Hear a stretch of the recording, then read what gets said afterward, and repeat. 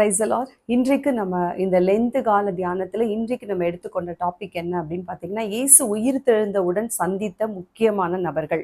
இயேசு மரித்து உயிர் தெழுந்து ஒரு 40 நாட்கள் அவர் என்ன பண்ணாரு அப்படின்னா, அந்த உலகத்துல நிறைய பேருக்கு காட்சி கொடுத்தாரு. அப்படி இயேசு மரித்து உயிர் தெழுந்தவுடன் அவர் சந்தித்த நபர்களை குறிச்சுதான் இன்னைக்கு நம்ம பார்க்க போகிறோம். முதல்ல யாரை சந்திச்சாரு, அதுக்கப்புறம் யாருக்கெல்லாம் அவர் காட்சி அளித்தார், யாரெல்லாம் சந்தித்தார், யார் கூடலாம் அவர் பேசினார் அப்படிங்கிற காரியங்களை குறித்து தான் நம்ம இன்னைக்கு தியானிக்க இருக்கிறோம். சரிங்களா?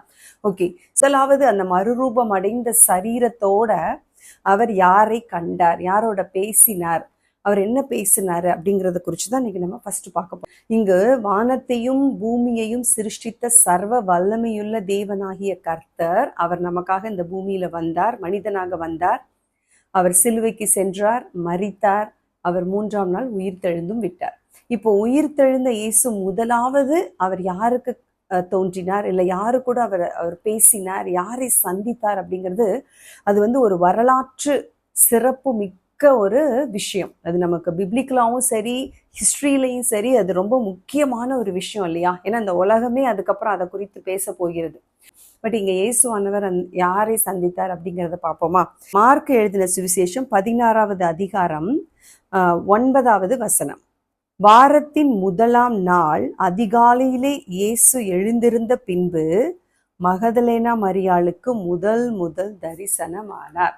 ஓகேவா? மார்க் எழுதின சுவிசேஷத்துல 16:9 நான் இப்ப வாசித்தேன் இல்லையா? இந்த வசனத்துல என்ன சொல்லப்பட்டிருக்கிறது? முதல் தரிசனமானது மகதலேனா மரியாவுக்கு. ஓகே. ஸோ அவங்க எப்படிப்பட்டவங்கன்னு அடுத்த வசனத்திலே இருக்கு.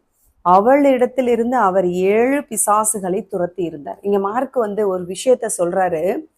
அவளிடத்துல இருந்துதான் 7 பிசாசுகளை இயேசுவானவர் துரத்தி இருந்தாராம்.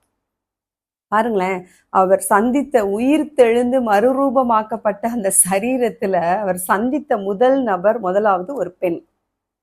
இரண்டாவது, அவங்க எப்படிப்பட்ட பெண், அவங்களுடைய பேக்ரவுண்ட் எப்படி இருந்துச்சு, அவங்களோட பாஸ்ட் எப்படி இருந்துச்சு அப்படின்னு பாத்தீங்கன்னா, அவங்க கிட்ட இருந்து 7 பிசாசுகளை துரத்தி இருந்தார். ஓகே. இன்னொரு பேக்ரவுண்டு இருக்கு அவங்களுக்கு. அது எல்லாருக்குமே ரொம்ப ரொம்ப நன்றாக தெரிந்திருக்கும். கையும் களவுமாக விபச்சாரத்தில் பிடிபட்டு எல்லா யூத ஜனங்களும் அவரை கல்லெறிய வேண்டும் என்று துரத்தி கொண்டு இயேசுவினிடத்துல வரும் பொழுது அவர் அந்த யூத ஜனங்களிடம் இருந்து தப்புவித்தார். எப்படி தப்புவித்தார்?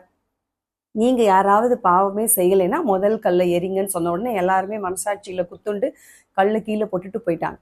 அதே மாதிரி அவர் சொன்னாரு, இனி நீ பாவம் செய்யாத அப்படின்னு சொல்லி மகதலேனா மரியாள் கிட்ட சொல்லும் பொழுது அந்த அம்மா அதுக்கப்புறமா திருந்திட்டாங்க.